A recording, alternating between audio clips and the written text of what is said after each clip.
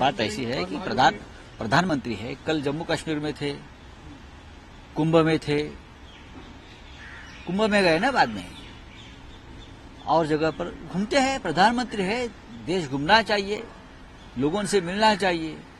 ऐसे जो काम है राष्ट्रहित में, उसका लोकार्पण करने की जिम्मेदारी प्रधानमंत्री के ऊपर होती है। अगर मुंबई में आकर प्रधानमंत्री जी ये जो काम आप बोल रहे हो कर रहे हैं, तो स्वागत है, इस्कॉन का भी मंदिर का लोकार्पण करेंगे। आजकल हमारे प्रधानमंत्री देश के शंकराचार्य बन गए हैं, तो ये काम तो उनको करना ही पड़ेगा ना, वही तो उनकी वोट बैंक है, वो करना पड़ेगा। मणिपुर में भी जाना चाहिए। बार बार देश सवाल पूछता है कि मणिपुर कब जाओगे। आप दिल्ली चुनाव में जाते हो, सब जगह घूमते हो, आप मणिपुर में जाइए, हमें बहुत खुशी होगी। शरद पवार ने कल पलटवार किया अमित शाह को लेकर, वित्त मंत्री ने बयान दिया था, पलटवार किया, उनको कहा है कि जो मर्यादा है गृह मंत्री पद की, उसकी रखिए आप। मर्यादा तो सभी ने रखनी चाहिए, और देश के प्रधानमंत्री ने सबसे ज्यादा रखनी चाहिए, क्योंकि पूरा देश आपके साथ चलता है, आपकी सोच के साथ चलता है। जैसे पंडित नेहरू जी के साथ देश चलता था, गांधी जी के साथ देश चलता था, वैसे आपके साथ भी अगर आपकी इच्छा है तो आपकी सोच बदल लीजिए।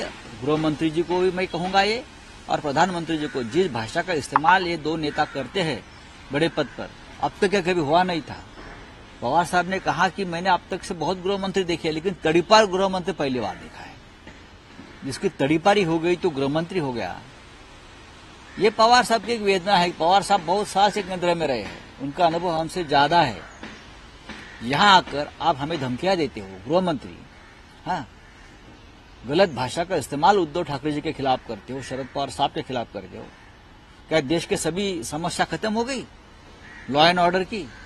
अगर वो यहां आकर बीड़ में जो चल रहा है हिंसा, आप देखिए जाकर, लॉ एंड ऑर्डर पूरा उद्ध्वस्त हो गया। बीड़ में एक डिस्ट्रिक्ट है, बाजू में ही है, जहां वो बोल रहे थे उनके बाजू में बीड़ जिला है, वहां खुलेआम मर्डर हो रहे हैं, अपहरण हो रहा है, बलात्कार हो रहा है, उसके ऊपर आप गृह मंत्री नहीं बोलते, मणिपुर के ऊपर नहीं बोल रहे, और उद्धव ठाकरे जी के ऊपर बोलेंगे, शरद पवार साहब के ऊपर बोलेंगे।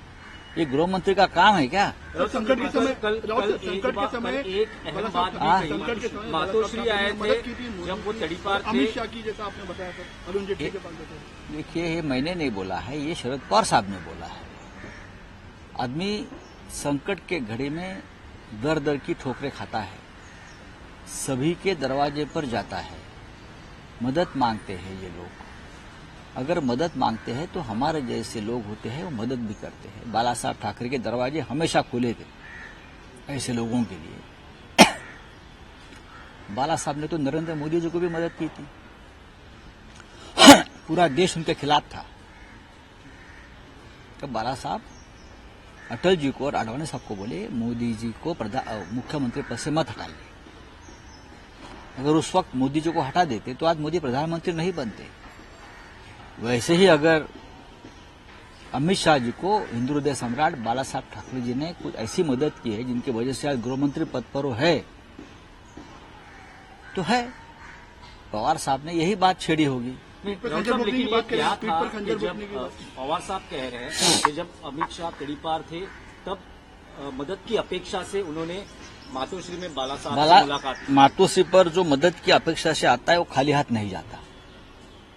वो हिंदू हृदय सम्राट बाला साहब ठाकरे थे और दानशूर करने के अवतार थे बाला साहब ठाकरे जी। जो भी उनके पास आता था, चाहे मित्र हो शत्रु हो, जो उनके सामने मदद के लिए खड़ा रहता था संकट में, बाला साहब जात धर्म नहीं देखते थे और पार्टी नहीं देखते थे, किस पार्टी का है ये, बस संकट में उनको मदद करनी चाहिए। ये मदद बाला साहब ठाकरे ने सबको की है, सबको की है, चाहे इंदिरा जी हो इमरजेंसी में, या चाहे और कोई हो। राउत साहब, लेकिन ये जानना चाहेंगे कि अमित शाह के बारे में ये जो बातें अभी सामने, अब मैं पवार साहब से बात करूंगा उस बारे में। कब हुआ है ये पूरा वाकया? कब आए थे अमित शाह मातोश्री और बाला साहब से मुलाकात की? अभी देखिए, ये कल पवार साहब ने ये बात छेड़ी है, शरद पवार साहब ने बात छेड़ी है। मैं जरूर पवार साहब से उस बारे में जानकारी लूंगा। और एक सवाल है कि देवेंद्र फडणवीस जी ने कहा है कि महायुति के दरवाजे शिवसेना, यूबीटी और उद्धव ठाकरे के लिए हमेशा के लिए बंद हो गए। महायुति के दरवाजे है वो कैरेक्टरलेस भ्रष्टाचारी लोगों के लिए खुले हैं पहले से। अब देखो ना उनके पार्टी में कौन लोग बैठे हैं महायुति में, आप देख लीजिए।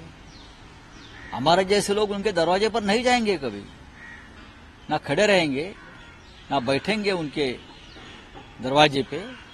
कोई जरूरत नहीं है। हमने हमारा एक रास्ता चुना है और हम खुश हैं। नहीं, लेकिन हाल ही के दिनों में उद्धव ठाकरे जी हो, आदित्य ठाकरे जी हो, उन्होंने फडणवीस से मुलाकातें की थी, तो ऐसे कहा जा रहा था कि शिवसेना बीजेपी की नजदीकियां बढ़ गई है। देवेंद्र फडणवीस जी ने एक जीआर निकालना चाहिए, फिर अध्यादेश सरकारी गवर्नमेंट रेजोल्यूशन कि मुझे अपोजिशन का कोई विधायक या सांसद नहीं मिलेगा, तो हम नहीं मिलेंगे। मुख्यमंत्री है राज्य के, हमारे लोग, कोई सांसद है, कोई विधायक है, जाकर मिलेंगे काम के लिए। जनता के काम होते हैं। पहले वाले सीएम को हम नहीं मिले थे क्योंकि वो अनकॉन्स्टिट्यूशनल घटना बाह्य मुख्यमंत्री थे। आप मुख्यमंत्री आप बने हैं तो हम आपके पास हमको आना पड़ेगा। आप बोलिए मत आइए, हम नहीं जाएंगे, दरवाजा बंद कर लीजिए आपका।